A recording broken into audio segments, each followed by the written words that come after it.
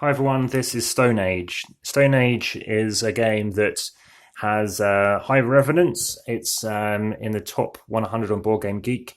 It is highly enjoyable. It's a worker placement, dice placement game, and it's strategic.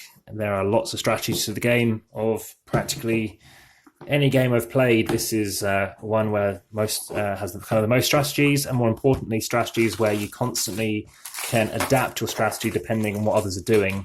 And for that reason, it's very fascinating. As you might spot in the box, this is a German copy of the game. I think it was out of print. I'm not sure if it's back in print again. And what we're doing is we're basically going out and looking to get the most points ultimately by getting gold, getting brick, getting clay, and getting wood. And then deciding, okay, well, this is what I want to do with that stuff. It's about choosing to do some set collection, which could be around getting some cards. You could try and get some axes, which give you some extra ability. Or you could be trying to keep your people happy by feeding them. Or alternatively, going down to this corner down here to get some huts. The artwork, if you've seen The Legends of Andor, is also Michael Menzel. He is prolific, and he's done many games, Dominion, Catan, another game you may have seen earlier today. And comes some dice. So how do you set up the board?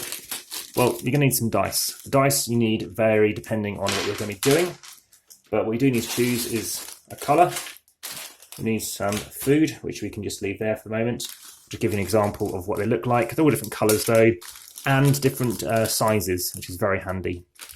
So this is a game whereby you're looking to try and feed your people and try and improve and make sure they don't go hungry, otherwise you will decline in your population. So there's some food. You're going to have different resources. So let's just chuck out a few, make sure we've got some gold in there. So chuck some gold over here, we're chucking bricks over here, clay in the quarry, and so I've played in one game, said don't quarry, be happy. And then you're going to need to look into what these spaces do. So you've got little circles. These indicate that once they're taken, they're taken. You can't then continue to go there. But there are some exceptions. You can have as many people as you want getting food. So food is a kind of cheap thing to do, but you might struggle. And it definitely can occur in your first game. You might see that happening. So what else is left? Well, let's grab some people. Everybody starts with 5 player pieces. And let's grab out a few of somebody else's colour just to show you what else is available. And you might well see what happens when you get 6. So here are your pieces. So you're going to have 5 available. You're going to have some huts, and you're going to have some axes and some cards. So here are the cards. They're going to be placed out. So we'll do it randomly. You'll kind of see what they're doing. Cool. So one thing you can do in the game is you can go down here. Another thing you can do is go over and get some resources. The reason why you might do resources first is this is going to cost you resources. What represents here is basically the different kinds of things that are there. So you could be going for spending them with wood, and as you'll see in a moment, doing that is the best option. You're placing out a certain amount of these huts depending on the number of players. And either when this runs out, then that'll trigger the end of the game, or when the cards run down, that'll trigger the last round. So, say we're going first, or we can just roll for it. You're going to chuck out people. You do start off with food initially. I recall it's either 5 or 7. Just please remind me about that in the comments. If you go here, that means I'm dedicating myself to rolling with 1 die. Put down 2, rolling 2 dice, etc. So why 2? Well, if I do that, that's 11. It's going to cost me 3 dice pips to get one of these pieces of wood. So 11 will give me 3. If I happen to go here, it's going to cost me 4, which I couldn't do, which is maybe better to go there because I've rolled 11 again. And again, I've got 2 pieces of brick. If I went over to get some clay, 1 is 5 needed, 2 is still 5 needed. In this instance, I don't think anything at all. Gold, most expensive, it's going to cost you 6, so very difficult. But if you had 2, then you're increasing your chances of getting at least 1. Still didn't manage it in that instance. So you've got 5 people you can chuck out. In a 2-player, once you've gone there, you can't go there again, and your opponent can't. In a 3 or 4-player game, you can keep going back to where you went. And if you happen to be over here, well, you can actually keep going back there. But in a 3-player, say, other people can still go here. So you go there, and an opponent saying green can also go on that spot. If you go down here, though, once you've started collecting some resources, you could say, right, okay, well, I want to get this. It's going to give me some food. At the end of the round, once you've placed out all your workers, you're going to have 5 of these, remember, in the first round. You're going to feed them. They need 5 food to be fed. So that's enough. You're sorted for that first round. But what are you going to do in the next round? Well, you can get food at 2 to 1. So if you roll that and you roll a 2, you're going to get 1 piece of food from the bank or from the fields, and then you're going to be feeding yourself. But remember, that's going to be ongoing. So something that's very common to do in the beginning of the game is you take another one of these little track things, which is going to be down here, and it's your little other cube, and that is going to be placed on the food track. It basically says you've got a store of wheat or something to feed yourself. So on your first turn, if you go here, you just reaped and sowed, and now you've got up 1. So if you've got 5 people, you only need to give them 4 food because you're always going to be giving 1 as well. Common track is to go up to at least 5 to get those people fed. But if you're in first in that first round, you won't be in round 2. It'll be somebody else. Now, there is a first player marker thingy. It's not fantastic, to be honest. And by all means, I think you can use another kind of counter to show that. So on round 2, it's another player. They might go here instead. What you could do is start getting more people out. So you're going to do this. You're going to have to feed more. But now you've got out a 6th character. The reason for having a 6th person is, of course, it's going to generate more food, potentially, and whatnot. The other option, which is popular, is over here. Now, in this game, you can only go to 2 of these locations in a 2-player game. So if I happen to be going over here, then you could go here, I can't go here, and then you can go here. That's locked off. So in a 2-player, I now take a tool, and I'll plug it on the board, and I'll show you what happens in a second. So I've done that. And then you finish. Now, what you can do, because this all triggers, everything that you get is at the end of the round, and then you feed. So the next round, I'm over here. I could be getting huts, which you go on here. The top 2 are always revealed. So in this case, 4 of any 1 resource, and you're going to get the victory points. So that's 3, 4, 5, 6, as per here, and that's the dice pips required. So I could get 12, I could get 24 victory points. And the reason why that's important is first you got the track, but also at the end of the game, you could get some bonuses, which I'll show you in a moment. So there'll always be at least 2 visible, and you'll see what your requirements you need. So maybe you've gathered some stone, or in this case, wood, and you happen to have gathered some brick, or they can see what you're collecting.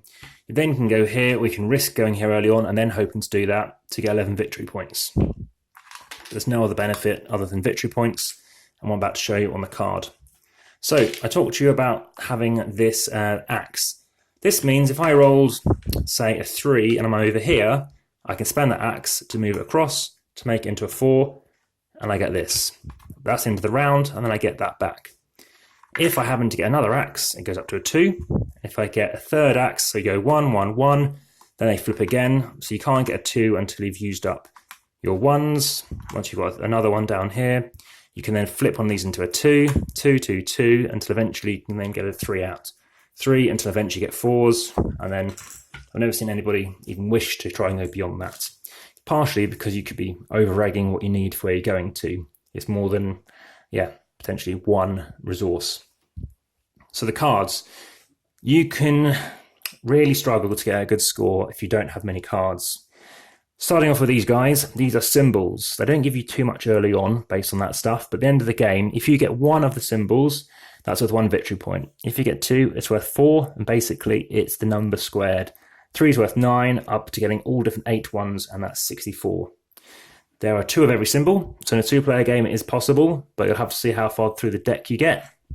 You can also give something to you and something to somebody else. If you roll this, so you grab 2 dice, chuck it in this strange leather pot thing. In this instance, you both get an extra axe, or you could move up the track, get some gold, clay, brick, or wood. Now, it's going to cost you more, but once you've taken it, end of the round, deal shove along. This gives you 3 victory points, and this gives you 3 victory points at the end or basically 3 victory points times the number of huts you have at the end.